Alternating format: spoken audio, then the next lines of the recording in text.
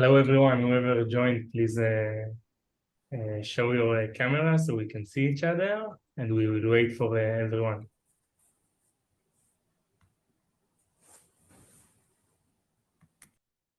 Hello. Hi Ron, I'll just on my camera in a minute.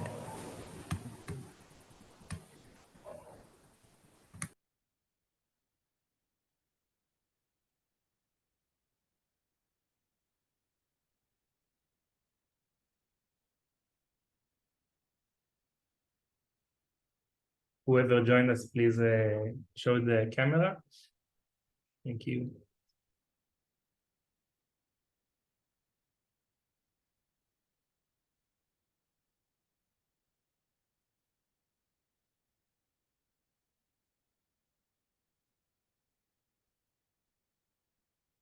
So we give another minute for those who missed the link.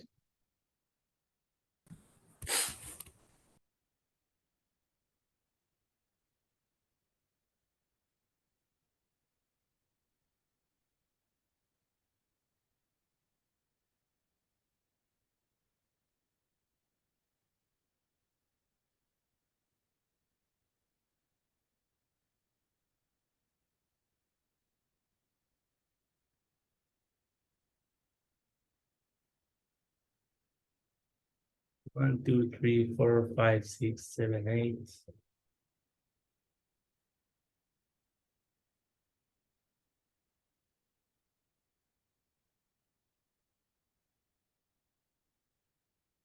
So everybody who joined us, if you can please enable the camera.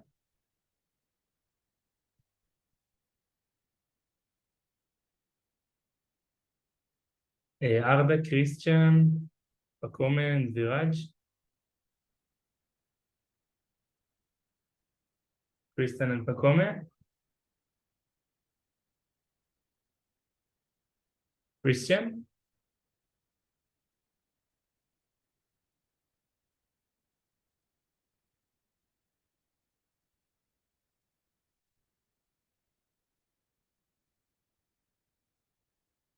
Pakome.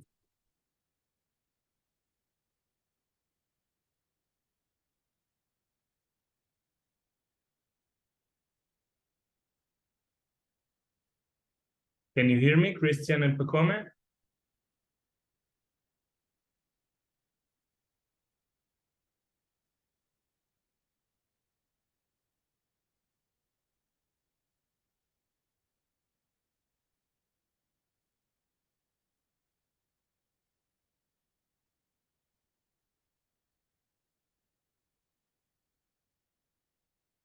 Okay, so let's start. Hi everyone, I'm very excited to see you all from all around the world. It's really amazing, and I'm expecting a lot for this semester. I already saw the background of you, and it's really impressive.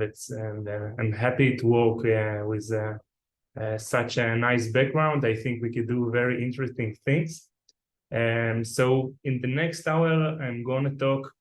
I will just make the presentation, share screen. Oh no, I need Abu to enable the screen sharing. Sorry, Abu, please enable screen sharing. So I will start in a while until Abu will allow screen sharing.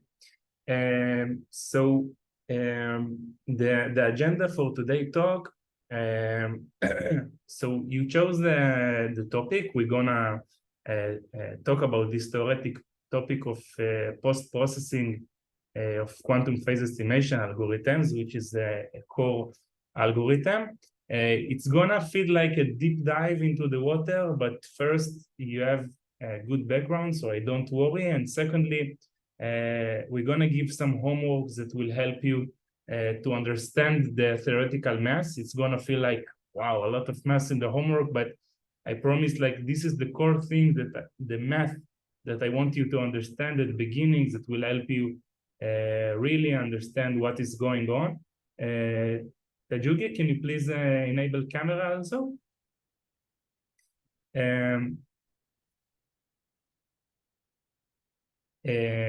So it's going to feel like a lot of math, but really don't worry. And then so the most will be theoretical background and motivation. We're going to give the homework, which is math, formulas, and code homework, so to let you feel comfortable with the Python environment, that you can work in a shared environment together. It will be easier to start fast the project, so you can have really a meaningful project in this short time of this one semester. I want you to have like good feeling of success, of like, wow, I did a meaningful project, I have a good article. So that's what I want to quickly get into the things that might take time, and I want to do it in the beginning. Let's see if Abu enabled the, oh yeah, it's enabled. So I need the PowerPoint. Where is this? PowerPoint. So can everybody see my screen? Perfect. So just in the top. So this is going to be today. It's not going to feel so personal. I am curious to meet you, but in the next meeting after the bootcamp, we're going to meet personally. Each other will tell about himself. I will tell about myself. Shortly, I am working in Classic. I'm an electrical engineer with a master degree about surface code. And in Classic, I work in the execution team. And this is me, but we're gonna meet better in the next meeting. And we start with the reading articles after the next meeting. So this time I just wanted to have understanding what we are talking about and what is going on. And then you will feel much more individual. It's not gonna be like homeworks every week. It's mainly this week. So this is the motivation. Feel free to stop me for questions. Okay. So a motivation, we are talking about quantum phase estimation. I sent you in the Slack channel that you should have some background in quantum phase estimation, and if not, you should. It's a very important algorithm. We see it in each of the algorithms that show the quantum advantage actually conclude quantum phase estimation. Here in this list, there are different applications, and I put some arbitrary links to some interesting new articles. You can see the links here in the right text, and you will have the presentation, and you can have a look. You will choose subjects. We're going to talk about it in the end of this meeting. So you do understand it's important, and we're gonna give a brief about the quantum phase estimation algorithm. It's gonna be really very quick because I guess that you have the background, and please read it deeply and understand it well if not.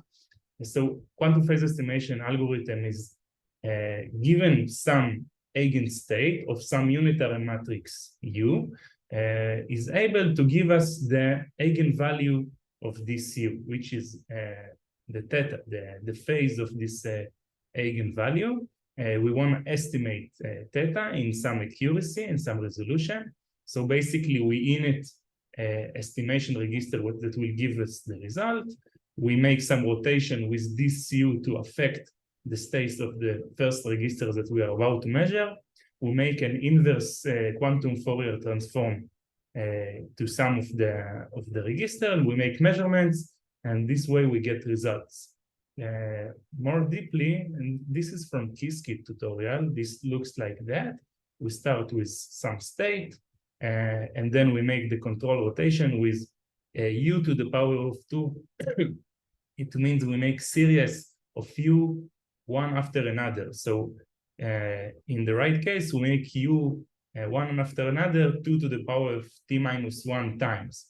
So as you can see already, the depth is exponential in the resolution that we like. T is choosing the resolution, and this is a key which is interesting for this project. What we are trying to save in our current project in this semester is the depth, which is exponential, with some techniques that we developed here in Classic.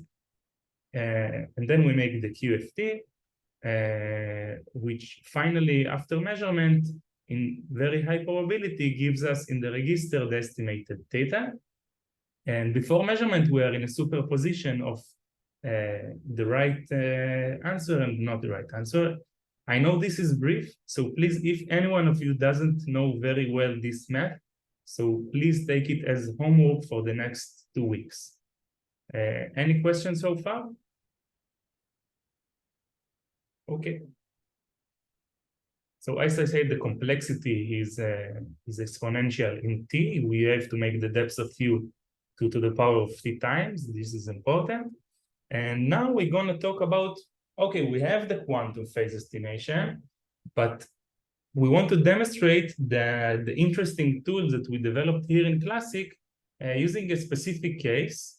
Just as an example, this is the most generic quantum phase estimation, but here in Classic, we developed the example of amplitude estimation, which is the private case where psi is, which is the input, the psi from here, is the input, is a superposition of states that we define good and bad. And our U, the unitary matrix, is the Grover operator, which is an operator that is able to give different results, whether the state is considered good or bad. It gives a phase. And this Q has eigenstates. You don't have really to very well understand it. Don't worry, this is just an example, but just treat it as a simple quantum phase estimation algorithm. But I do encourage you to learn also about amplitude estimation. It's not mandatory. And it has some eigenstates. So we can put Q and put inside the U, and we can put as an input our superposition of bad and good results, bad and good in a manner like the most basic Grover algorithm. And we can operate this one. And if we do all the math as we did before, so we also get here, finally, before measurement, we get a lot of superposition. So here you see, you just look at the bottom line, you can see there is 2 terms, the first one and the second one, differently from the phase estimation algorithm, where we have only 1 term, because we have only 1 eigenstate. In this case, we have 2 eigenstates, so we have superposition of 2 things. But you can imagine in the regular quantum phase estimation, it could be only like the left term. I can use a marker. So you can imagine only this part, very similarly in the case of quantum phase estimation algorithm. And let's go back here. So this is the quantum state before measurement. And given a quantum state, we can ask ourselves, what is the probability to measure something in Y? Y indicates the top register here with all the measurement where we measure in some resolution. If we want better resolution, we put more wires. So Y indicates this register. And we can ask ourselves, what is the probability to measure some Y? It has 2 to the power of T possibilities, but what is the probability to measure some Y? And it again has 2 terms. In the case of regular quantum phase estimation, we can see only some things that look like this, but here we have, because of the superposition of 2 different eigenstates, we again get 2 terms. And the probability, of course, that Y must be an integer. For example, if we have 3 wires, so it can be only 2 to the power of 3, mean 8 possibilities. So we should draw the horizontal axis of this graph as an integer and not to plot it as a continuous one. But we can, for just 1 second, treat Y as a continuous variable, like it's not discrete, and it has some nice shapes, some beautiful thing, because that's a function. It's sampled only in 8 points, but it's still a function. So we can look and see that the probability given a known y, we can know exactly what is the probability to get each one of the y's given this formula. I know, again, this is briefly, and I promise you your homework is going to be exactly this. You're going to develop alone from scratch to get this line. And I promise you also that doing this homework very, very well will help you to understand the core of the mathematics of all the semester. This is a bit complicated, but it's very defined. So this is going to be your homework. But do you understand the final results? Feel free to ask a question now. Do you understand what we are seeing here in the graph? In the left graph? Great. So you can look at, let's understand this graph. So y is the horizontal axis, and theta is giving me the center of this something that looks like a sink. It's 1 minus cosinus divided by 1 minus cosinus, and it's look like a sink. So the center of this sink is given by theta and pi. Theta is the eigenvalue that we are looking for. M is 2 to the power of t, m equal 8 in this case. And I can have an histogram. You know that when you run a quantum circuit and you make measurements, so you see an histogram with 8 bars in this case. So in this case, we will see that the result of 1 and 7 is the highest. So we say, okay, so theta m divided by pi equals 1, and we can easily find theta if this was the highest bar. Okay.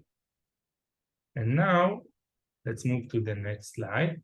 We have to make post-processing. We have the measurements. We know that given the parameters, we know what is the probability to measure everything.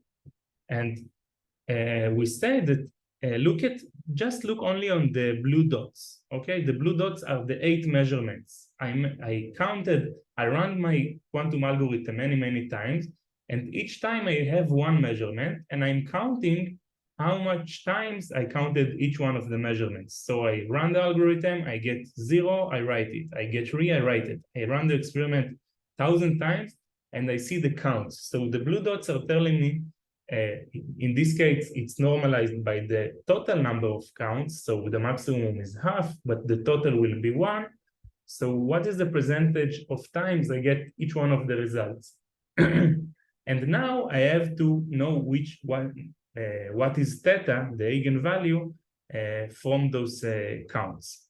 So I see in the maximum likelihood method, in the legacy method, I see that the highest bar is 3. So I said, okay, so let's take, I go back. Let's say that theta m divided by pi equal 3. So theta is 3 multiplied by pi divided by m. So I know theta. So let's treat it as the result was 3. So how accurate is this result? Someone please tell me, what do you think? Is this the accurate really result?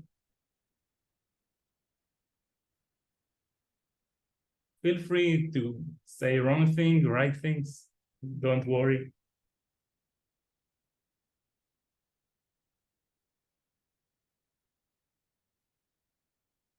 So, excuse me, sir. So if I understood well, the question is that according to the measure point, that is the blue point, what is the error according to the maximum likelihood method? Yeah. That's the question? Yeah. Like in this method, what will be my worst case of error? How much not accurate is the results when I'm looking on that I'm guessing that the center of the sink is in the middle. Like it's synchronized, the yellow line is synchronized with the blue dot. Mm-hmm. Actually, the solution is written on the slide. So this is a core key to understand. So that's why I'm holding here, just to make sure that you understand. So as you can see, the blue dot, in the ideal case, if theta was exactly giving me the center on 3, so the blue dot was needed to be at the top. It has to be like half. As you can see in the ideal case, you can see that in the ideal case, when the center of the sink is exactly giving me an integer here, so here should be half and here should be half. But sometimes maybe theta is a little bit shifted to the side, right?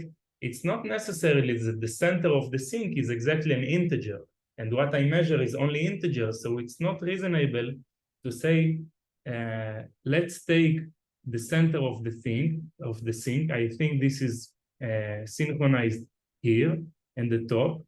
So I see that I know what to expect, right? I know the formula. I have the formula here.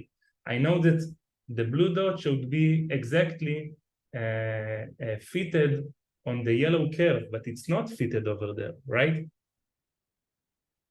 So, and why is that? It's because theta is a little bit shifted to the side. Theta will not give me the center of the sink exactly on any integer, which integer is the only thing I can measure, but theta is a little bit to the side.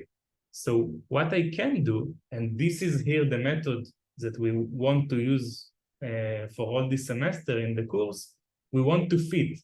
We know the formula, we know how the curve should look like as a function of y, function of m, which is just a parameter, the size of the register, and as a function of theta, which is telling me where is the center of the peak.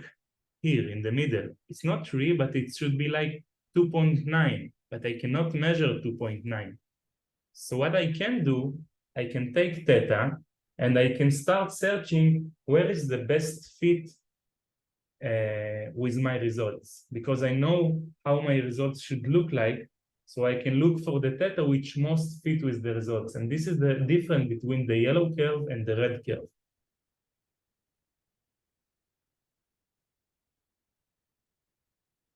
This is a great time to ask questions.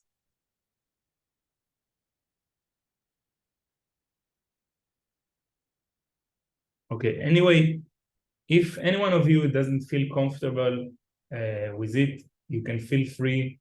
We can keep talk about it in our Slack channel. We have a Slack channel only for our group. You can talk freely. You can write me a private message. You will help each other because you're going to divide into groups. And the factor to understand is how understand the mathematics, where the mathematics is telling us what is the histogram to be expected to, because we know what is the probability to measure each one of the counts.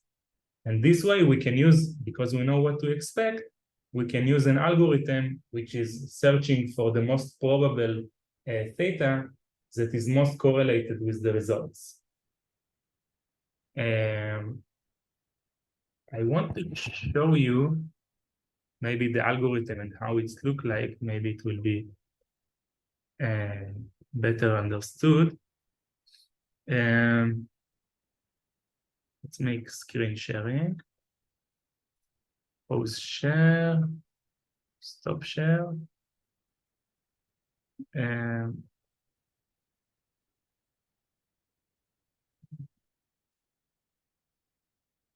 This is an internal code.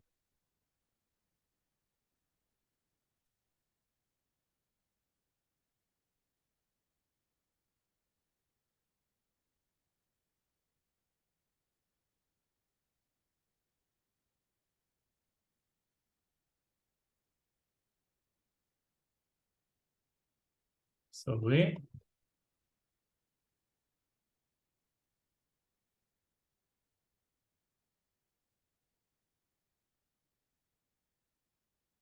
Okay, so actually this is the code that is doing it, okay? So generally we get, this is an internal code, but you also will write maybe better codes in your course.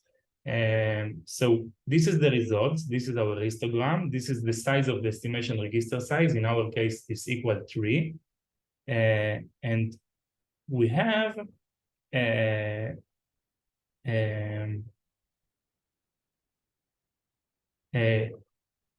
we look at the histogram and we get the all the probabilities. Just a moment. Okay. So this curve-fit is a NumPy, is SciPy open source function. What it has, it's looking at the samples, the data, the histogram, and it also has the expected function. And I give it which parameter, in our case, theta is the parameter to search. And it's making like optimization, like least square algorithm, and looking for the most probable theta that most fit the results.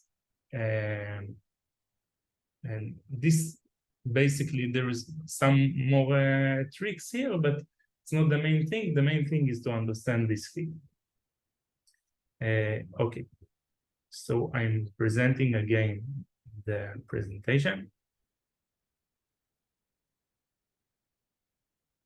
Okay, so once we understand how it's done, so we want to understand why it's so good. So first, the resolution here, in the first case, the resolution is just 8 possibilities of theta. So the resolution is 1/8, like just 8 possibilities, which is very low in the case of just 3 qubits. But in the curve-fit example, the resolution is equivalent to like doing the legacy method, but with 17 qubits. So with only 4 qubits. So we are saving with these methods, we get the same resolution with 13 less qubits. So we say, okay, you saved only 13 qubits, it doesn't interesting. But the reason it is so interesting, I remind you here, the depth of the algorithm is highly dependent in the number of qubits, because the number of times you make Q is exponential in the number of qubits. So when I save 13 qubits, I save like 10,000 times in depth, which is really, really a lot. And this is the powerful tools that Classic is providing, and you are going to use to demonstrate and investigate different theoretical aspects of this subject. So just showing results when I choose estimation register size 3. So I see that in the legacy method there are some errors, but in the red graph you can see that the errors are 100 times smaller, also with higher and bigger registers. So this is for the errors. And we also calculate how much depth we save.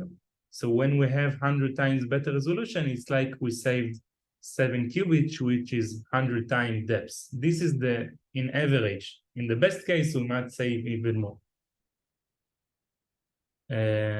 So here you can see how much depth we save in different cases. So we save between 100 to 100,000 in depth, depend on the measured probability, but at least we save 100 times in depth.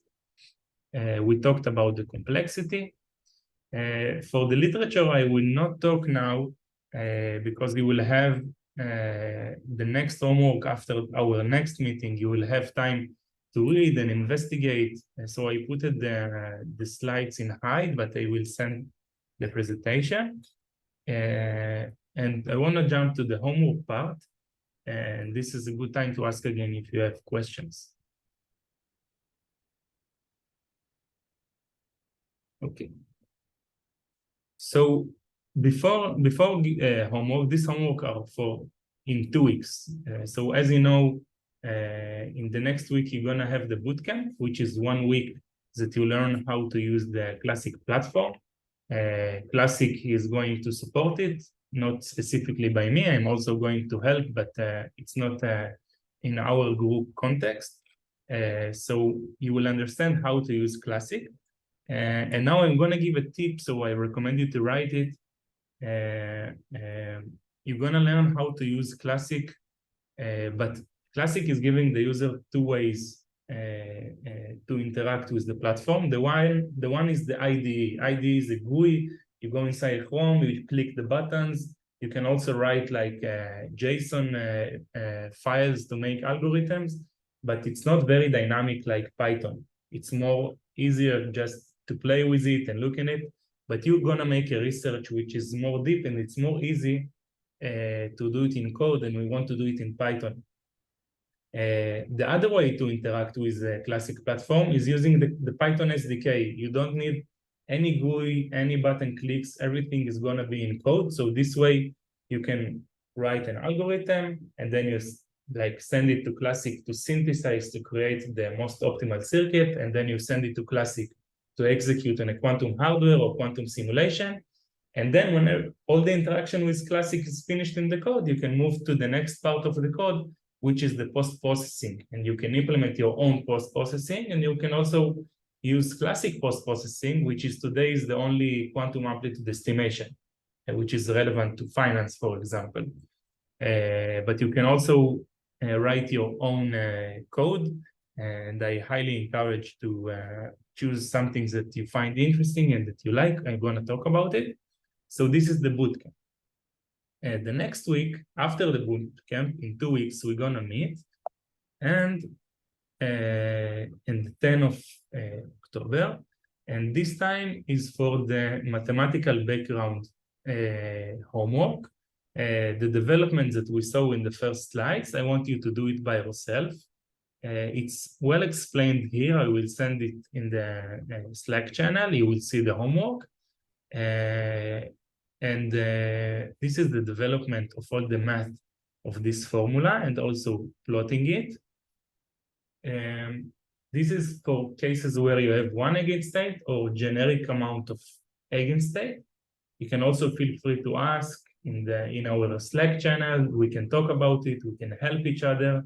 I will also send a reference of how the development that I did here in Classic, the mathematical development in the case of amplitude estimation, and you can use it as a reference. But it's really important that you do it by yourself and you understand the math. That this will be the most of the math during the project, and it can really help you to understand what's going on and to feel experts, to have something very good in your resume. So I highly recommend to try hard by yourself. So this is for the in 2 weeks. After that, because I'm not sure, I have to ask Abu if we all meet in 2 weeks. Maybe we divide into a half group and a half group. So anyway, for the groups that I don't see in the next 2 weeks, and for everybody, you should know that until 17th of October, this is time to set up your environment and the shared environment because you work together. So you should set up Python with a virtual environment and GitLab in a way that you can work in a shared project. And I guess that maybe some of you never work with Git or maybe even never with Python. So this is a mandatory for this course, but you should not be worried. You should be happy that this is an opportunity to work in the same way how everyone works in the industry. Git is a very common, the most common tool to work in a shared code. So it's really an opportunity to understand it. There are many tutorials online. I expect you to be individual and understand it. And I promise you that this knowledge will help you in the industry in the future and also in the academy. And Python is also one of the most common languages to use. I guess maybe some of you are using in other languages, but this is also a very important language. So it's time to learn it. So you should set up an environment that you work together as a group. You will split into groups. I will go and talk about it. So this week will be for code. So, and the mission is basically simple: to add a project per group, to write some Python functions that do the homework from these 2 weeks, and the Jupyter Notebook. And if some of you don't know what is Jupyter, I also send you to understand online how to create Jupyter Notebooks, which is working together with formulas and nice writing and LaTeX with code integrated inside.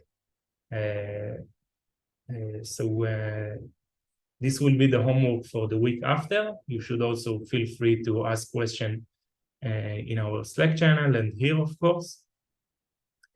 And the final thing I want to tell you, from today, please start to think about what you want to do in your project. So you learn what is quantum phase estimation. You understood what is this tool, what is it doing, even if you don't know yet how it's done. But you can guess what its potential. So we saw the application in the first slide. You have links to articles there. You can make theoretical analysis. If any of you is good with estimation theory or information theory, and you know Kramer-Rao lower bound or Fisher information sounds familiar to, I highly recommend you to make theoretical analysis of this. It can be very nice articles. There is also an example for an article that did something a bit familiar to this. Also, you can make algorithmic improvement, algorithm of your own, which might be better, and to make analysis. You can make the algorithm for, as you saw, the amplitude estimation is 2 eigenstates. The basic one is 1 eigenstate, and there are sometimes multiple eigenstates. If you have Hamiltonian, so a molecule can have many eigenstates. So we can see many sinks in different locations and different heights. So we can make better algorithm. Also, Shor algorithm for encryption also have multiple eigenstates in its histogram. And maybe this can improve Shor algorithm, I don't know. Behavior in noisy hardware. You can connect many hardwares in Classic to connect to IonQ, Rigetti, etc., IBM, many hardwares, and you can make research about it. You can take the finance application, the amplitude estimation, which is already implemented inside Classic, and to make a very big finance use case with a big portfolio, and to show how better results you get accordingly to something else that was published. I give you the opportunity to choose something that you feel connected to. Anyway, this project is not individual, so you can talk in the Slack channel together with each other and to understand how you want to divide yourself into groups. You have two weeks to give recommendations about it, and also I can help you divide yourself, and you should work together.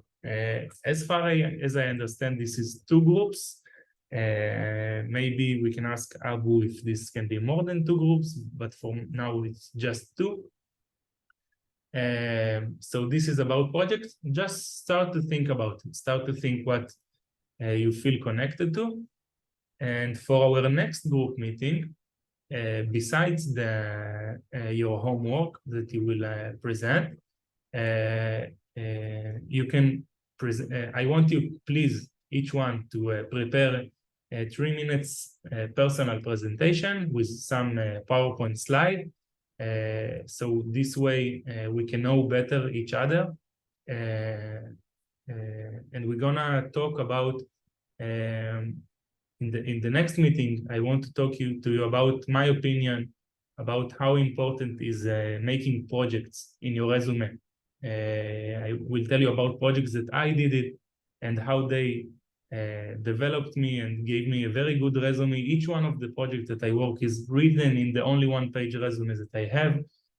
So in the next meeting, I will highly encourage you to put a lot of effort in this semester for your own favor, besides the academic points that you will get in the course.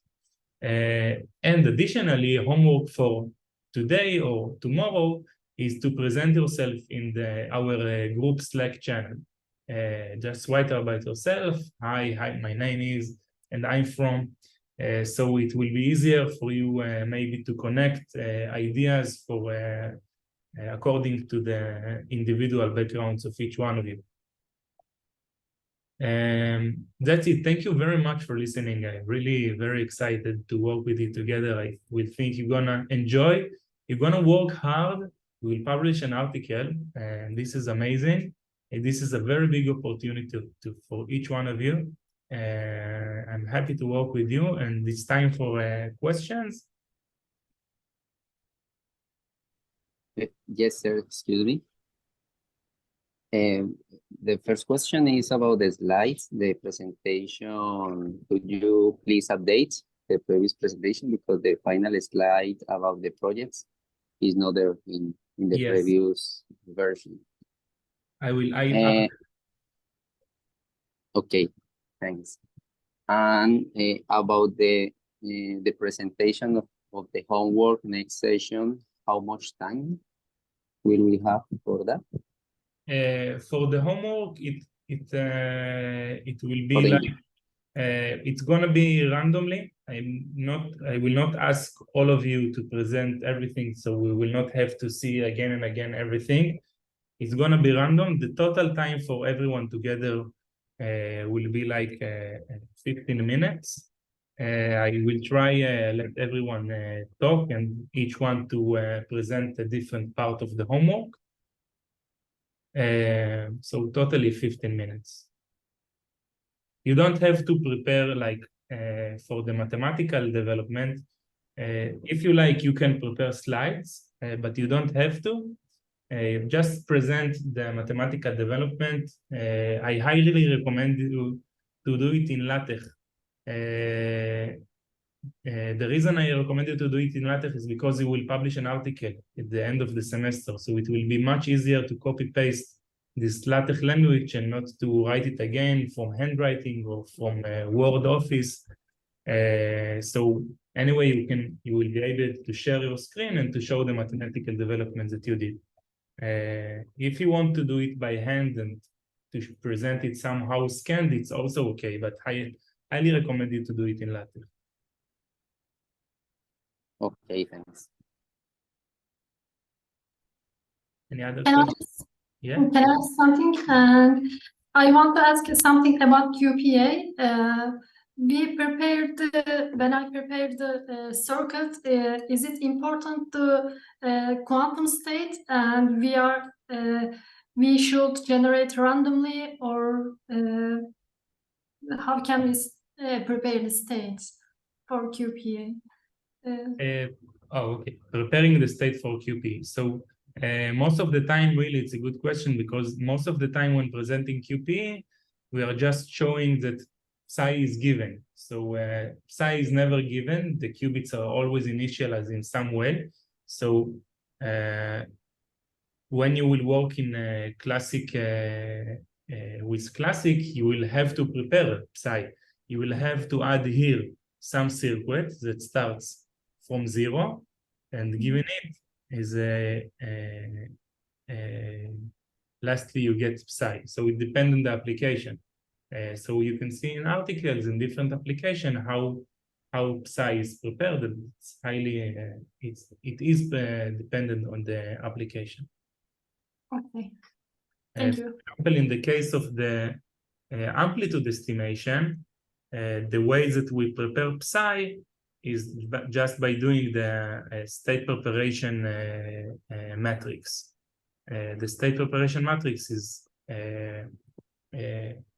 creating, you also have it in the classic platform. You can load like probabilities state preparation, you have uniform state preparation, different types of prepared states.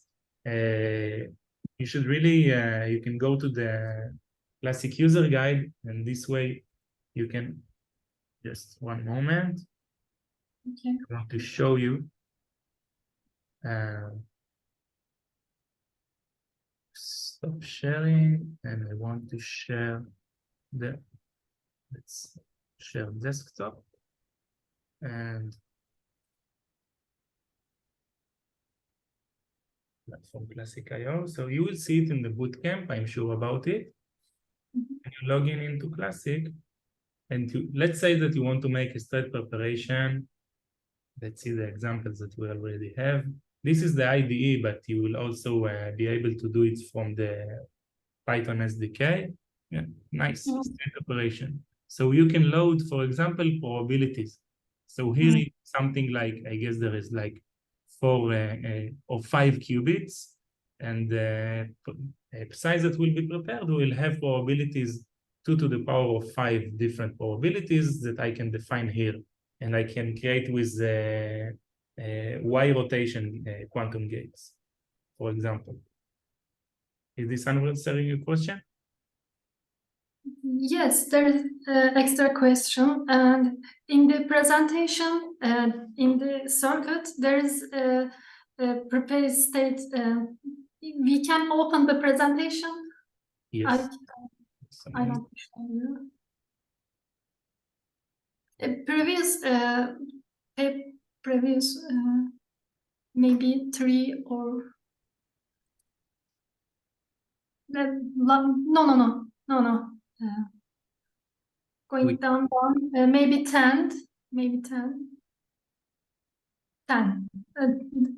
11, sorry. Okay. Maybe after, there is a size state and two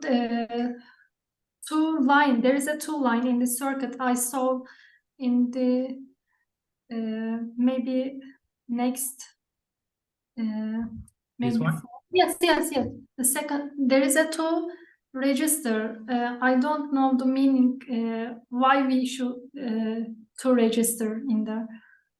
This is just something that I copy paste from Google. Maybe it has some specific context, but it's not mandatory. Maybe just it's a qubit that should help to prepare the state, but it's not something which is mandatory. Just depend on the specific context. Okay, thank you. Thank you. Any questions? Okay, so thank you very much. So we will keep contact. Feel free. I will follow and will treat any message that you write in our private group channel. I'm talking about, if any of you didn't see this channel, this is the Q551 PR32 channel in Slack. So if any of you doesn't know which channel I talk about, this is the time to say. Great. Okay. And thank you very much, and good luck with the bootcamp, and have a good evening. Thank you. Thank you, sir. See you Next soon. meeting on the 10th of October, right? Excuse me? Our next session will be on the 10th of October, right? Yeah. Okay. See you then. Yeah. See you. And before you have the bootcamp, before the 10th of October. Okay, sure. Bye-bye. bye bye. Bye.